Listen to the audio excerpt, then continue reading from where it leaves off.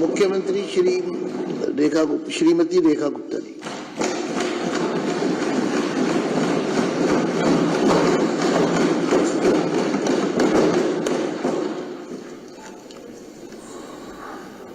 लोकतंत्र के इस मंदिर को प्रणाम करते हुए आदरणीय अध्यक्ष जी, सबसे पहले तो मैं अपने इस दिल्ली के 70 के 70 विधायक जो अपने क्षेत्र से जनता का दिल जीत करके इस सदन में पहुंचे हैं, उन्हें दिल की गहराई से बहुत बहुत बधाई देती हूं,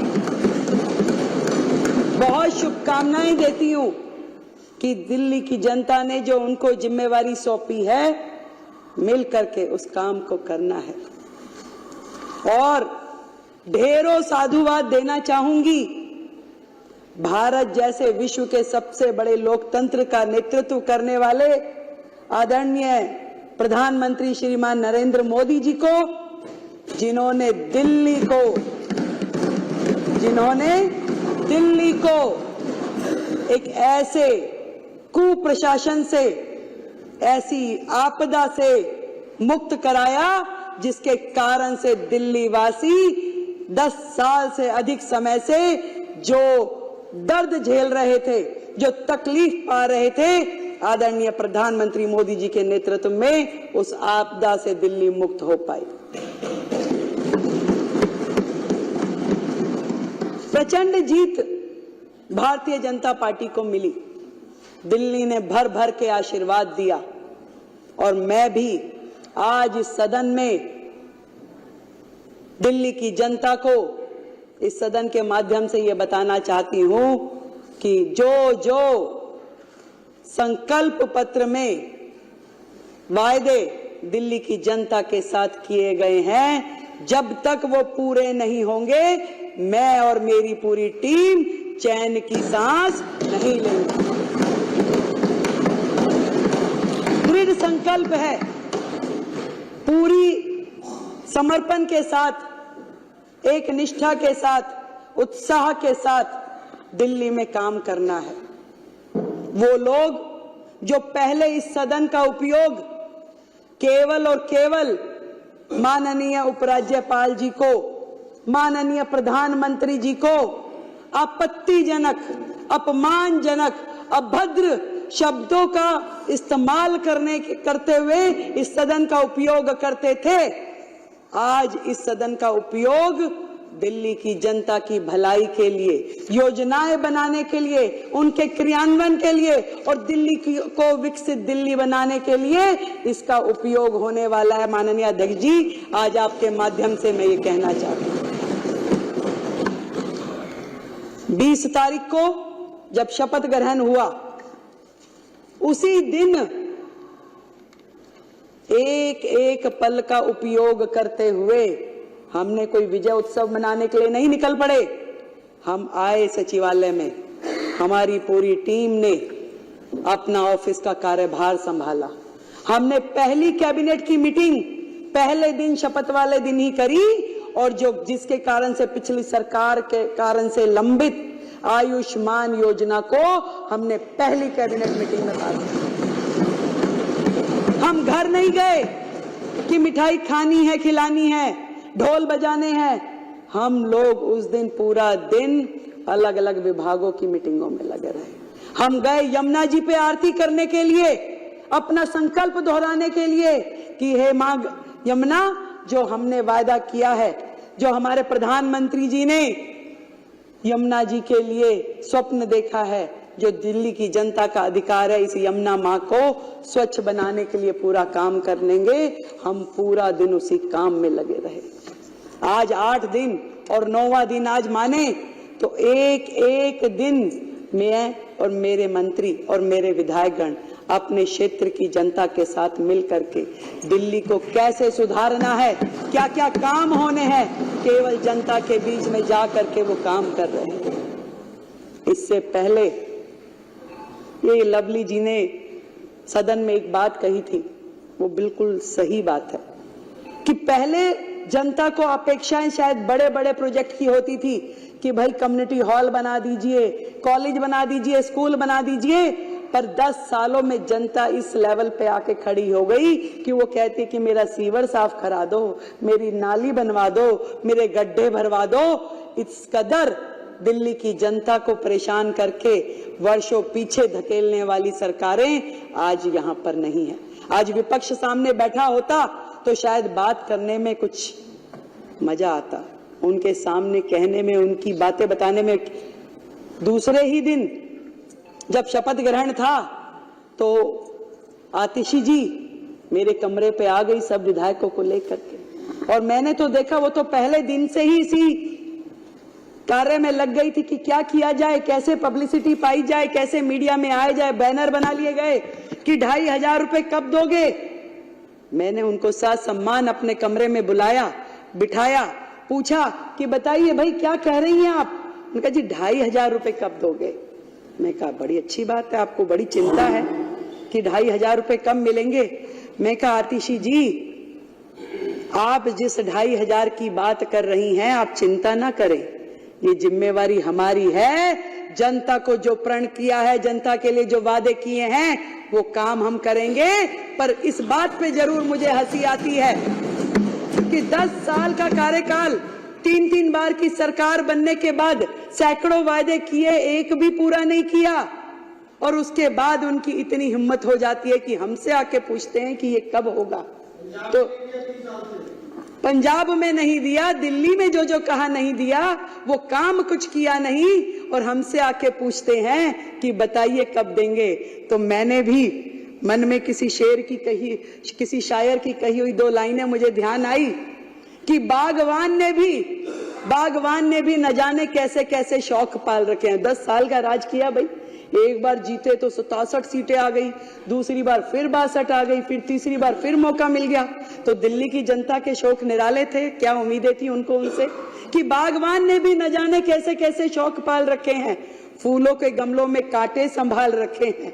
और इस सियासत में तो चित भी इनकी, पट भी इनकी, हमने क्या बेवजह सिक्के उछाल रखे हैं। मतलब जब ये सरकार में थे तो भी यही धरने पे बैठते थे, और आज जब ये विपक्ष में हैं तो हमसे सवाल पूछते हैं कि कब करेंगे। भैया ये सरकार में थे तब भी जल मंत्री होने के बावजूद आतिशी जी धरने पे बैठ जाती थी काम करने की बजाय। माननीय मुख्यमंत्री जी जो उस समय होते थे वो तो 26 जनवरी वाले दिन जाके धरने पे बैठ गए। तो इन तो धरना पार्टी है। इन्होंने अपने कार्यकाल में केवल प्रेस कॉन्फ्रेंस, केवल बाइट देना, केवल इंस्टाग्राम ट्विटर पे पोस्टर डालना और मन गढ़ंत कहानियां बनाना, इसके अलावा किया क्या है। इनके विचार, इनकी सोच जिस कदर स्पीड में चलती है उसको तो कोई फॉलो नहीं कर सकता भाई।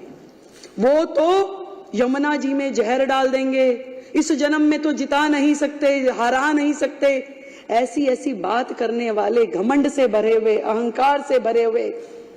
घमंड और अहंकार तो रावण का भी नहीं चला, तो ये क्या चीज थे। जनता ने एक बार में दिखा दिया कि जनता जब चाहती है तो सर पे भी बिठाती है, और जनता के दिल में से उतर जाओ तो वो सड़क पे भी ला देती है। तो धरने की पार्टी फिर से धरने पे जा बैठी। मैं तो कहती हूँ ये जनता का काम है, जनता ने जो किया है वो उनको समझना पड़ेगा।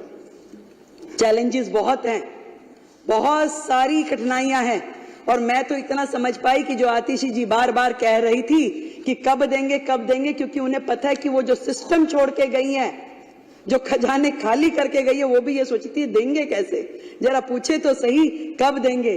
परंतु मैं पूरे विपक्ष को ये बताना चाहती हूं कि आज आप जिस भी परिस्थिति में दिल्ली को छोड़ के गए हैं, दिल्ली के लिए जो काम हमें करने हैं, दिल्ली को नरेंद्र मोदी जी का जो स्वप्न है, जो विजन है दिल्ली के लिए, विकसित दिल्ली का, उसको पूरा करने के लिए हमें जो भी करना पड़ेगा इस दिल्ली के लिए हम करेंगे।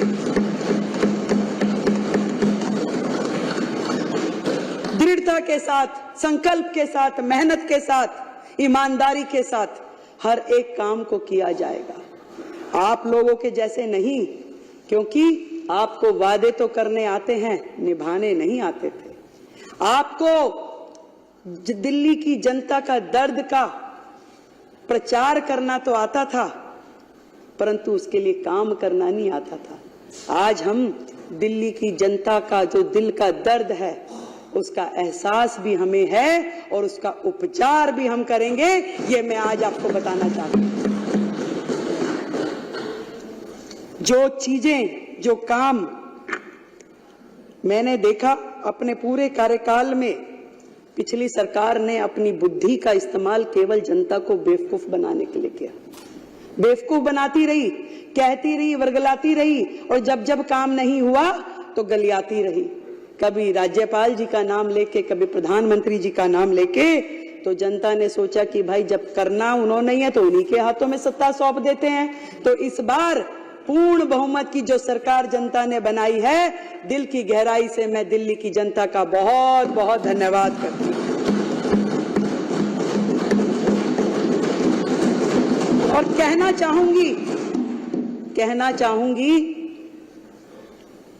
जितने काम दिल्ली में करने वाले हैं, देखिए केजरीवाल साहब ने अपना बंगला, अपना शीश महल तो बना लिया, पर ये नहीं सोचा कि लाखों लोग जो झुग्गियों में रहते हैं, जो सड़कों में रहते हैं, जिनके सर पे छत नहीं है, उनके लिए क्या करना है। उनके लिए, उनको छत मिले, उन्हें घर मिले, उसके लिए उन्होंने कोई काम नहीं किया। वो केजरीवाल साहब जो अपने घर का टॉयलेट बनाने के लिए करोड़ों रुपए खर्च देते हैं, दिल्ली के झुग्गीवासी किन शौचालयों का उपयोग कर रहे हैं। आज दिल्ली देश की राजधानी है, फिर भी दिल्ली में सबसे ज्यादा ओपन डेफिकेशन है। ये शर्मनाक हरकत, ये शर्मनाक काम का जिम्मेदार वो सरकार है जिसका राज पिछले इतने साल रहा। एक भी काम वो बताए कि उन्होंने अपने कार्यकाल में शुरू किया और उसे खत्म किया। बची कुची रोटियां, बचे कुचे टुकड़े जो शीला दीक्षित जी के समय के थे, उन्होंने केवल उसी का प्रचार प्रसार किया कि हमने ये कर दिया, हमने वो कर दिया। झूठा फ्रॉड शिक्षा का मॉडल, जिसमें बेचारे बच्चे फेल होते रहे, ड्रॉप आउट होते रहे, परंतु उनका भविष्य अधर में लटका रहा और ये अपना प्रोपोगंडा करते रहे, हमारा शिक्षा का मॉडल। दिल्ली की जनता से पूछो जाके कौन सा शिक्षा मॉडल की बात कर रहे हैं। अभी आशीष भाई ने बताया कि कितने ज्यादा ये लोग केवल अपना सर्वस्व, मैं। केजरीवाल जी ने दिल्ली की जनता के बने हुए उन मकानों में उनको जाने नहीं दिया, उन झुग्गी वासियों को, क्योंकि वो मुख्यमंत्री आवास योजना के नाम से घोषित नहीं हुए। पैसा सरकार देगी, केंद्र की सरकार, नाम तुम्हारा देंगे भाई। ऐसा कहां होता है? तुम लगाते, तुम करते, तुम उसमें अपना नाम लिखते। तुमने तो छोटी छोटी चीजों पे, यानी कि इस सदन में व्हाइट वॉश हुई, उसका भी पत्थर माननीय मुख्यमंत्री जी ने यहां लगा करके छोड़ा हुआ है। तुम तो नाम के इतने भूखे हो। तुमने दिल्ली की जनता को आयुष्मान योजना से महरूम रखा क्योंकि तुम्हारा नाम उसमें नहीं था, उसमें प्रधानमंत्री आयुष्मान योजना था, इसलिए दिल्ली की जनता को तुमने वो मिलने नहीं दिया। पूरे देश की जनता को आयुष्मान का लाभ मिला, पर दिल्ली की जनता उससे महरूम रही, सिर्फ और सिर्फ तुम्हारे अहम के कारण। आज दिल्ली की जनता बाट जो रही है कि कैसे दिल्ली आगे बढ़ेगी, दिल्ली में वो काम होंगे। मैंने बहुत सारे अधिकारियों से मेरी बात हुई, मतलब वो सरकार जो अपने ही अधिकारों को मारती पीटती थी, गाली गलौज करती थी, कैसे काम होते उस सरकार में। अपने ही चीफ सेक्रेटरी को घर में बंद करके पीटना, ये तो माननीय मुख्यमंत्री जी ही कर सकते थे। ऐसे लोग जो इस राज्य से कर वसूल करके दूसरे राज्यों में चुनाव में जाके खर्च करते थे, केवल एजेंडा था कलेक्शन हो जाए और उसके बाद खर्च कहां करना है वो कोई नहीं जानता था। मुझे जब मैंने ये सीएजी का रिपोर्ट प्रस्तुत किया तो रिपोर्टर्स ने पूछा कि 14 की 14 रिपोर्टें एक बार में क्यों नहीं प्रस्तुत करती हैं मुख्यमंत्री जी। मैंने कहा भाई एक कितनी भारी है, एक बार में करूंगी तो हमारे विधायकगण अपने घर रिपोर्ट लेके भी नहीं जा पाएंगे। इतनी भारी भारी रिपोर्टें, एक रिपोर्ट जिसका वजन पता नहीं, हो सकता है ये 3-4 किलो तो लग ही रहा है मुझे। तो इतने पेपर पढ़ना, उनको समझना, तो एक एक करके निकाल रहे हैं, तो उनकी सांसें ऊपर नीचे हो रही है और उनकी इतनी हिम्मत नहीं है कि वो सदन में आके सामने बैठ सके, उसे सुन सके। उन्हें बहाना चाहिए था, तस्वीर नहीं लगी। मैं उनसे पूछना चाहती हूं, जो सरकार का एडमिनिस्ट्रेटिव हेड है, जो देश की राष्ट्रपति, क्या उनकी फोटो नहीं लगनी चाहिए? आज जिनके माननीय हमारे शहीद भगत सिंह, हमारे बाबा साहब, हम सबके पुरोधा हैं। हमने उनको सम्मानजनक, हमारे दिल में सम्मान है। जितना काम इस दिशा में कि बाबा साहब के सम्मान में देश भर में होना चाहिए, वो नरेंद्र मोदी सरकार ने किया है। आज तक किसी सरकार ने, ना किसी नेता ने इस सम्मान को उन्हें दिया जितना सम्मान मोदी सरकार ने बाबा साहब के चरणों में अर्पित किया है। वो लोग बातें करते हैं, फोटो नहीं लगाई, केवल मात्र बहाना कि मुझे तो लड़के जाना है, किस तरीके से मुझे यहां से बाहर निकले, क्योंकि वो सुन नहीं सकते थे जो बातें इस रिपोर्ट में लिखी हुई है, जो बातें एक एक विधायक यहां बोलेगा, उनकी हिम्मत नहीं थी वो सुनने की, इसलिए वो दौड़ गए कि भाग जाओ भैया, जो मर्जी बोले यहां पे, हम तो बचें। उनको काम क्या है? उनका काम है इस सदन में बैठे अपने चिंगू मिंगू के माध्यम से वीडियोस बनवाएं, उस वीडियो को प्रचारित करे, प्रसारित करे। एक वीडियो रिलीज हुआ प्रवेश जी, एक बुक्के था, अब बुक्के दे रहे थे, वो कह रहे जी एक बुक्के से मुख्यमंत्री जी ने कईयों को निपटा दिया। भाई मैं तो बनियों की लड़की हूं, मैं तो फजूल खर्ची कर नहीं सकती। इस दिल्ली में जनता का एक एक रुपया जो कि राजस्व के रूप में हमें मिलता है, एक भी रुपए का दुरुपयोग मैं होने नहीं दूंगी। आज इस सदन के माध्यम से मैं कहती हूं, भाई एक बुक्के इस्तेमाल कर लिया तो क्या गलती कर दी भाई? पैसा बचाया है, खराब तो नहीं किया। और ये भी बताना चाहूंगी कि जो भी लोग इस लूटपाट में, भ्रष्टाचार में लिप्त थे, एक भी व्यक्ति को छोड़ेंगे नहीं, एक एक पाई का जवाब देना पड़ेगा।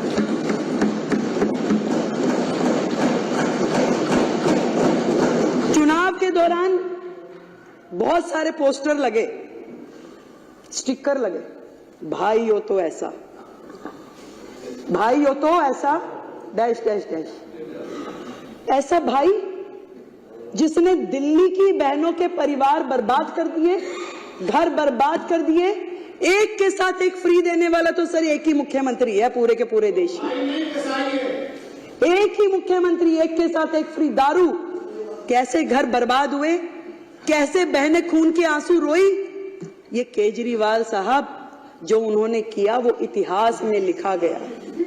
जो घर बर्बाद हुए, जब उस बहन का पति उससे लड़ता था तो वो 100 गालियां देती थी केजरीवाल को, और वही बद्दुआएं लगी है कि केजरीवाल जी की पूरी टीम सिमट के, जितने धुरंधर थे, जितने मुखिया थे, सब घर जाकर के दुबक्के बैठ गए।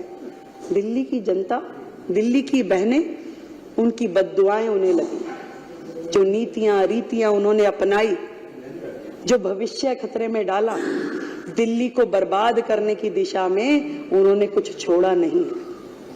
उन्होंने डेवलपमेंट के नाम पे जहां जहां जो जो करना चाहिए था कुछ भी नहीं किया।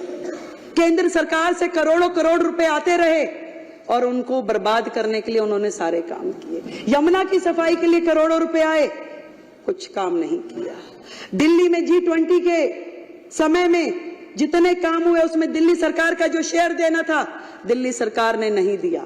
मेट्रो के एक्सटेंशन में जो पैसे दिल्ली सरकार ने देने थे दिल्ली सरकार ने नहीं दिए। एक भी काम दिल्ली सरकार ने जो उनका बनता था वो किया नहीं।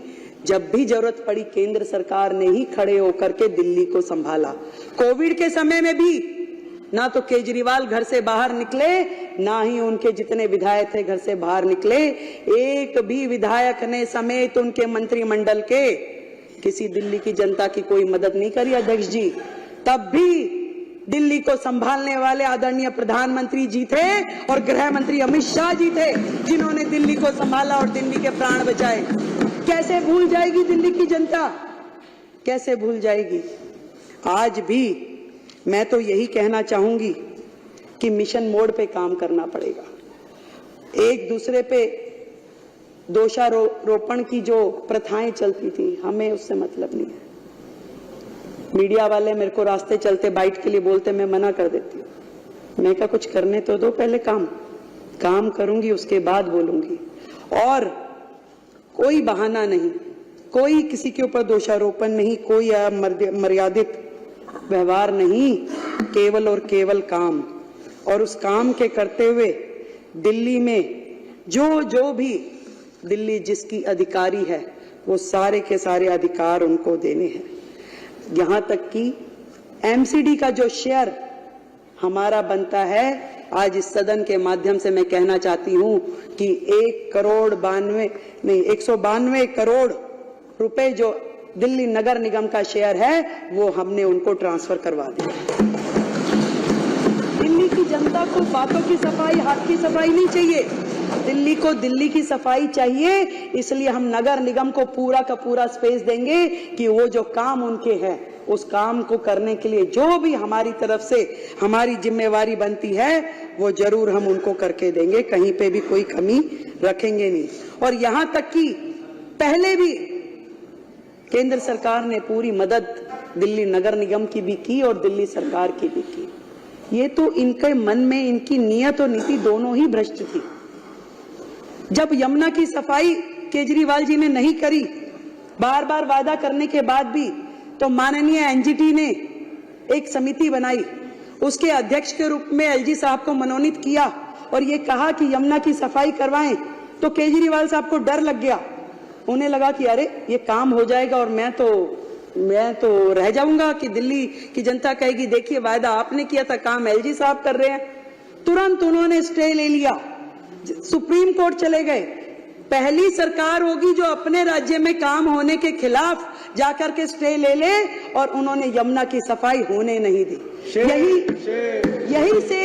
यही सेम काम उन्होंने, जब कूड़े के पहाड़ हटने चाहिए और वो कुछ नहीं कर पा रहे थे, तो एनजीटी ने समिति बना करके एलजी महोदय को अध्यक्ष बनाया, कहा कि ये पहाड़ हटने चाहिए, ये काम होना चाहिए। और हमारी केंद्र की सरकार ने, हमारे नितिन गडकरी जी ने NHAI के माध्यम से जितना भी यहाँ पे वेस्ट था, उसको ले जा के सड़कों, जो नई सड़कें बन रही थी, उसमें उसको यूज किया और बहुत बड़ा एरिया खाली होता गया, चलता गया, परंतु उनको ये भी सुहाया नहीं।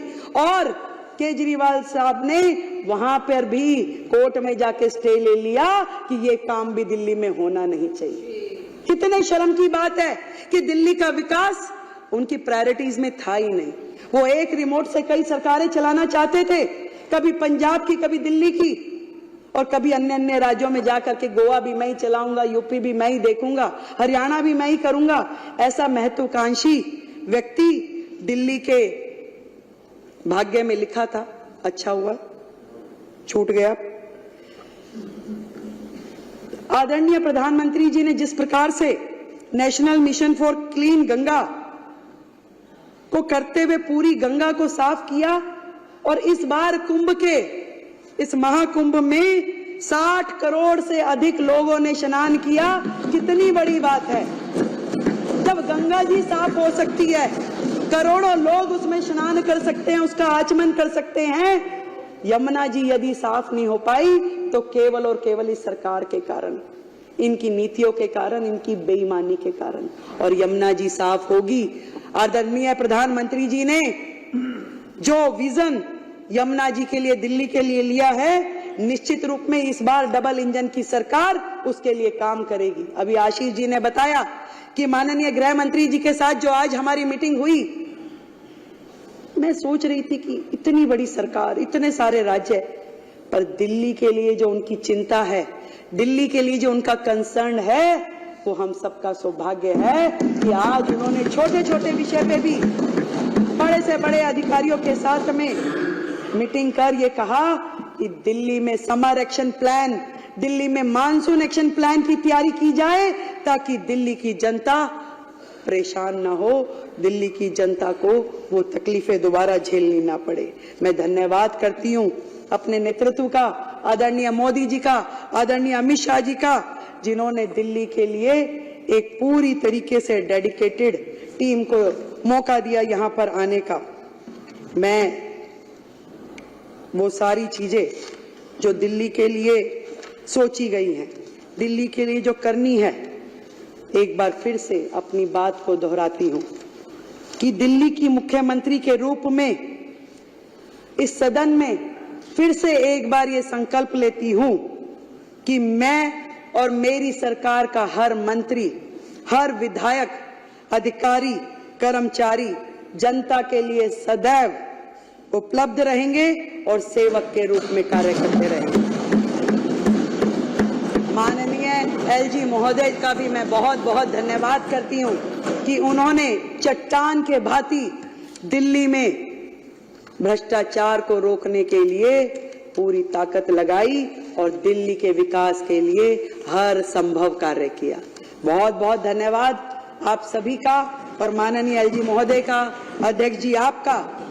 मिल करके दिल्ली के लिए काम करना है, मिल करके दिल्ली को मिशन मोड पे लेके आना है। ये जंग लगा हुआ सिस्टम है, परंतु इसको सुपर एक्सप्रेस के रूप में काम करना है और मिलकर करेंगे। जय हिंद, जय भारती।